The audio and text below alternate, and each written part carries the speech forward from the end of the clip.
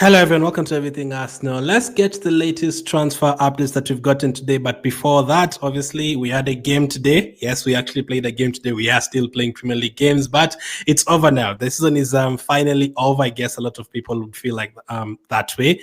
It's finally over. It hasn't been the best of seasons. I enjoyed the Champions League season, the Carabao Cup. We managed to get the semi-final, but the league especially, it wasn't great. Out of the 38 games, I pretty much enjoyed like 5 of them. Man City at home, Crystal Palace away, West Ham away, Nottingham at home, and which one else? Is there even a fifth? Maybe Brentford away. There's like 5 or 6 games at most that I really enjoyed. The Man City and Crystal Palace one really stand out. But apart from that, every other game this season, it's felt like it's been a struggle, and that's how it's been. And it's not just because of one reason.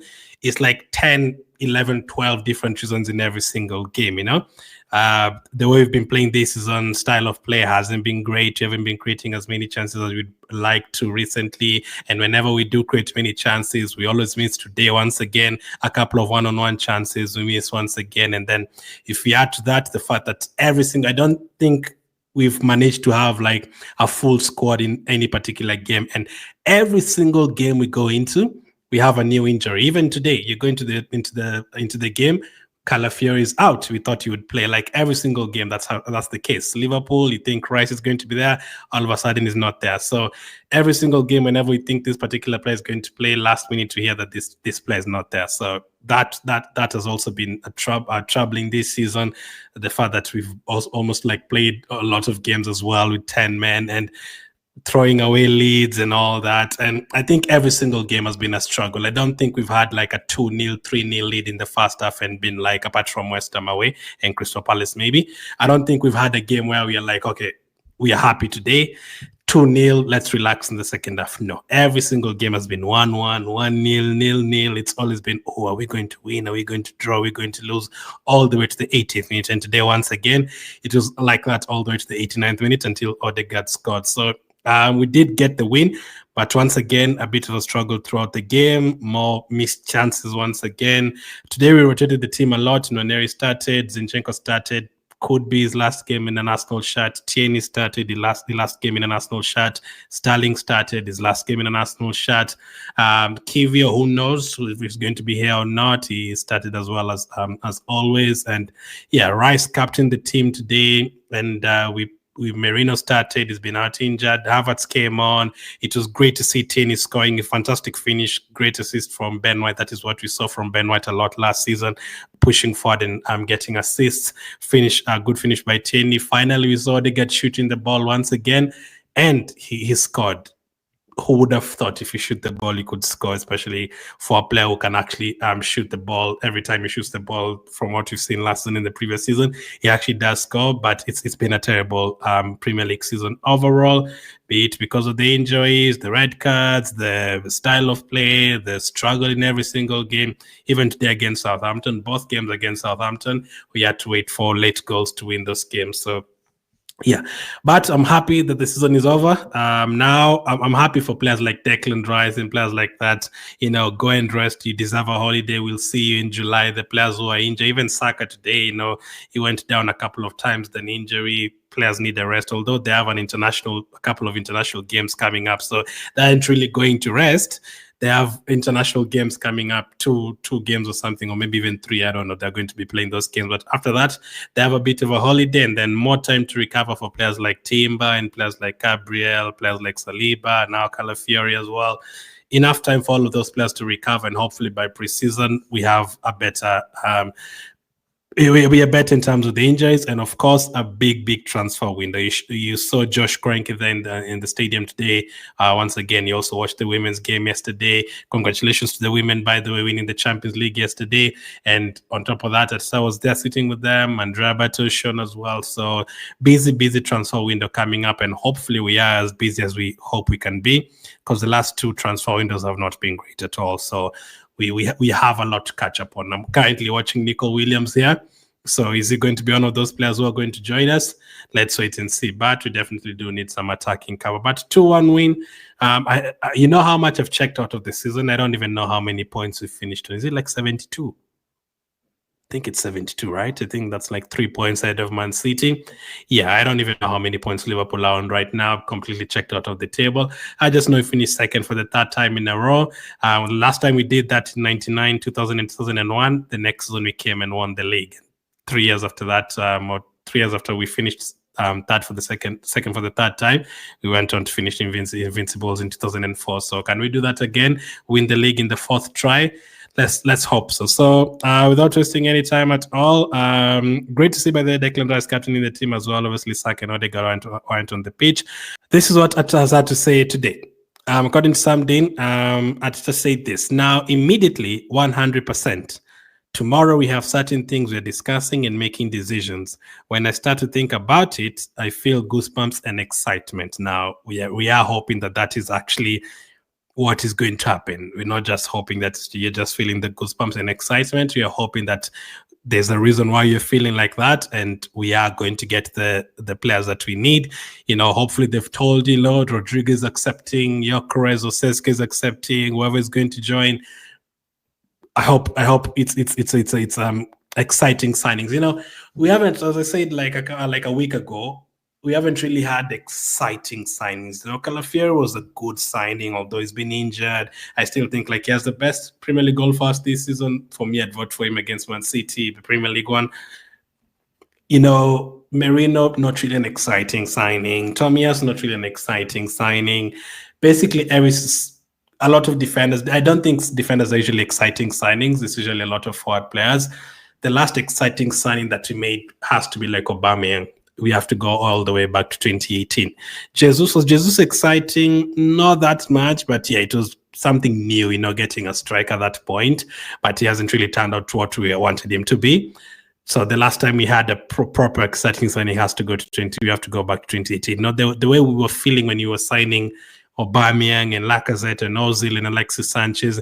We want that kind of feeling. We want to, wait for that. Here we go for Rodrigo, and you're like, oh my goodness, we actually signing Rodrigo. This is going to be exciting. It's combination with Odegaard, it's combination with Saka, this and that.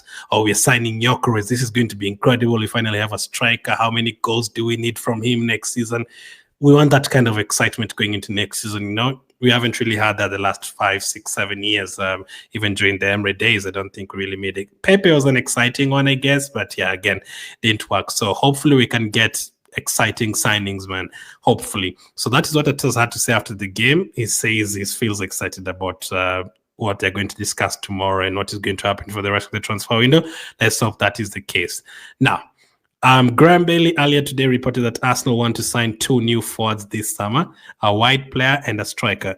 Sources have confirmed to TBR Football that new deals for Leandro Trossard and Martinelli would not impact those plans. So, yeah, it shouldn't. So, I still see some people saying they'd want Martinelli to be sold. Some people are saying, why is Trossard getting a new contract? Fair enough.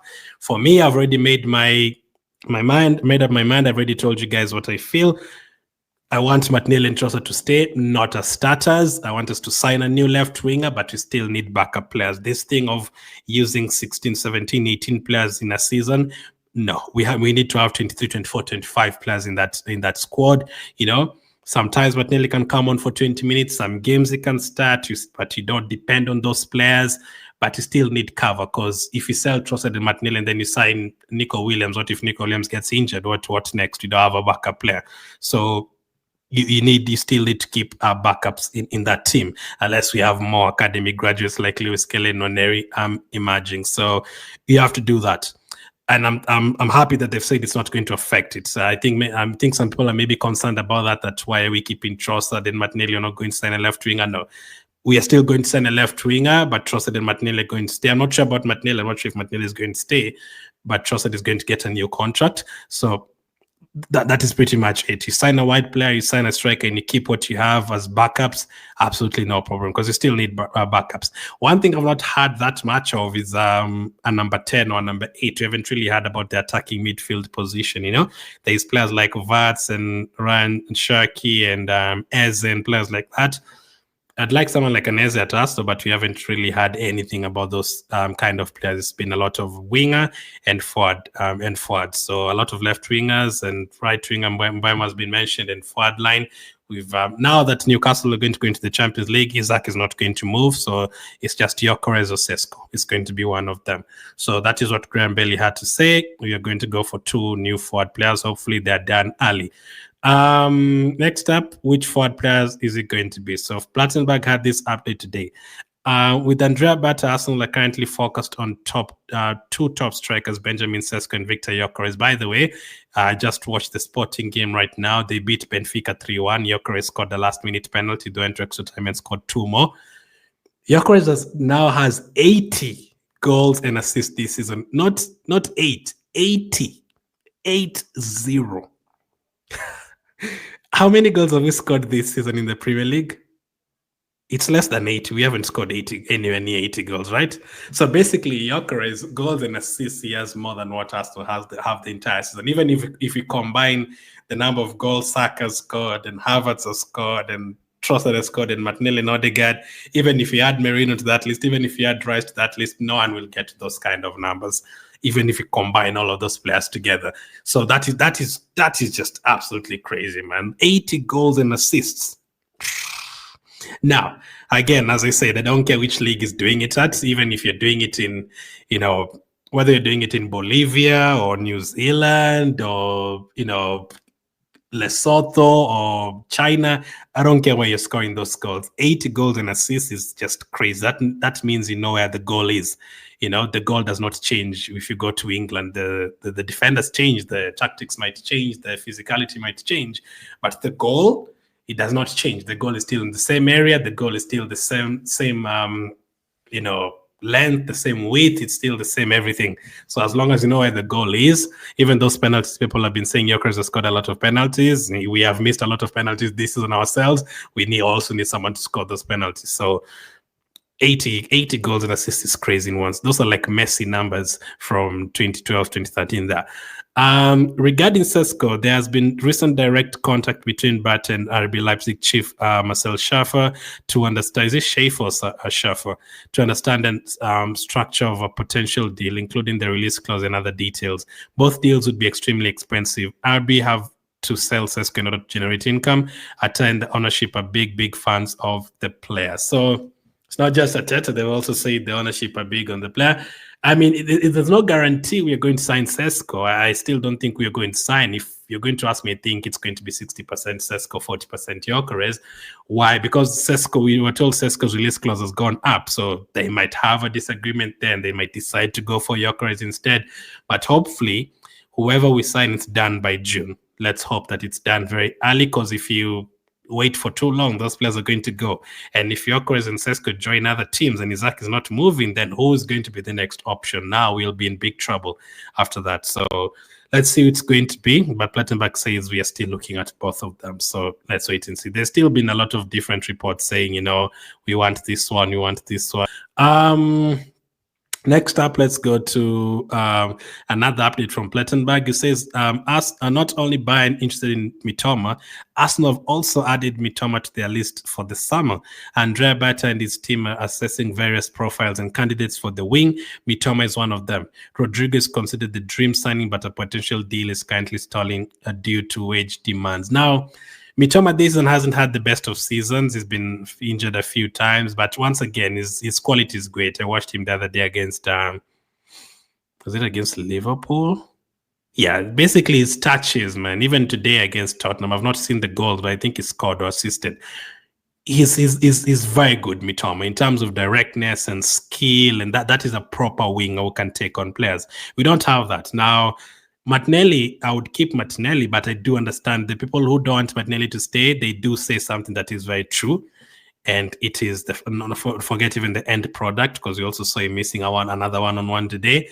The fact that he cannot take on players, unless he's quicker than you, he cannot take on players. The skills that Sanchez and Ronaldinho and even Dembele, just taking on players and skill-wise and beating a player, I don't think Martinelli can do that. It depends on his speed. I don't think if he's coming up against a Walker or players like that, he cannot beat them. And Martinelli himself said his toughest defender that he's ever played against is Walker. Why? Because he's matching him when it comes to speed, because he can't take on a player. He can't, show a bit of skill like name and go past a player like a Nico Williams. He can't do that. So if you don't like that kind of a winger, it's not going to be a cup of tea. Some people prefer, and that is, I think many people prefer that anyway. Players like a Nico Williams and Ronaldinho and Alexis Sanchez, players who can take on players, sometimes cut your left foot, sometimes cut your right foot. Unpredictability. I don't think Martinelli has that unpredictability at all. It's, you always know it's going to just kick the ball past you and run past you. So there's that. So again, today, getting into the central areas, Martinelli is doing well, but if you're depending on him on the wing, it's not going to work for him as a starter, because we've already seen now 2 seasons in a row fully. Rodrigo wants to play on the left side. He's considered the dream signing, as they've said, so let's wait and see if he's going to be the one. But Mitoma has been mentioned. Now, would you guys like Mitoma to be? Would you be happy with Mitoma is the winger signing that we make? We sign a striker and then we sign Mitoma as a winger signing, or do you think Mitoma would be an underwhelming signing? You want those big names like Rodrigo and Rafa Leao. Lastly, Jakub Kiwior. Arsenal have put a 60 million price tag on Jakub Kiwior this time as they look to stave off interest from any potential suitors. So for me, I want Kiwior to stay anyway. But yeah, that is the right thing to do. You tell people, hey, if you want him, 60 million. Yeah, he plays for Poland every single game. He's a versatile player who can play as a left center back, right center back, left back. He's played for us last season. All those things are not easy to get. He's a player who's always fit. He's still young in terms of age. He's now played for Arsenal. He's played for Poland internationally in tournaments. All that has to be taken into consideration, and he's still a very good defender.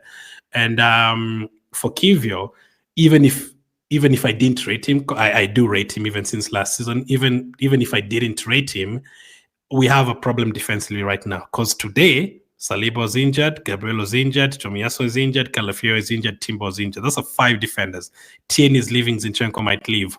How many defenders is that we have remaining? If we had a game next week, who would have played?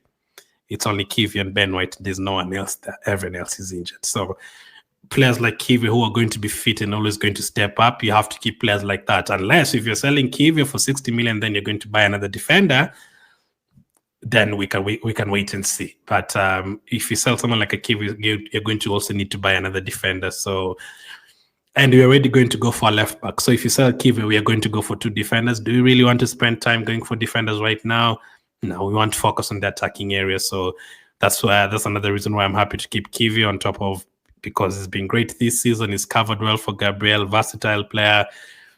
It's always fit, durable player. I'm happy to keep him for sure. So let me know what you make of all that. Very, very busy transfer window coming up. I won't forget about this as quickly as possible. We'll do a couple of videos tomorrow to rate the players' season, and also a keep or sell video. And then we'll just focus on the transfer window, which is about to open like in a week's time or 10 days time or something like that.